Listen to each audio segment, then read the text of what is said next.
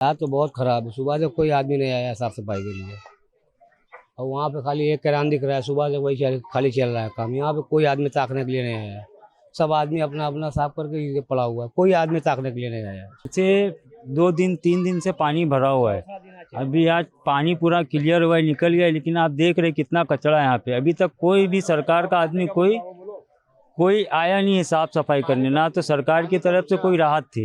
यहाँ पे 9-10 फीट पानी था, सब परेशान है, मगर अभी तक कोई सरकार की तरफ से कोई मदद नहीं आई है। लिया है मिट्टी खाड़ी विस्तार का। ये हम जहाँ खड़े, ये बैठी कॉलोनी विस्तार है। मिट्टी खाड़ी में तकरीबन 2-3 हज़ार से भी ज़्यादा परिवार लोग रहते हैं, और इतनी खराब परिस्थिति है कि लोगों ने अपने हाथ से उठाकर खुद मेहनत करके रोड पे कचरा लाकर डाला है। उनका जो भी परेशानी है रोड पे रखी है। बावजूद इसके तंत्र की तरफ से अभी तक के कोई भी जात का हमको सपोर्ट साकार नहीं मिला है। એ લિંબાયત ઝોનનો વિસ્તાર વર્ષ 2020થી સતત ખાડી પૂર દર વર્ષે આવે છે, પરંતુ આ વર્ષે એ પૂર ડબલ સંખ્યામાં આવ્યો, એટલે જ્યાં 5 ફૂટ પાણી ભરાતા હતા ત્યાં 12-13 ફૂટ પાણી ભરાયા। પરંતુ આ વખતનું જે તંત્રનું કામ છે સાવ નિષ્ફળ ગયું છે। અને સ્લમ વિસ્તારોને, શ્રમિક વિસ્તારોની સાથે અન્યાય કરવામાં આવ્યો, અને 24 કલાક થવા છતાં પણ સંતોષકારક સફાઈ ના થતી હોય। માત્ર 25 થી 30% વિસ્તારમાં સફાઈ થઈ છે। એ સુરત મહાનગરપાલિકાના તંત્રની સૌથી મોટી નિષ્ફળતા છે।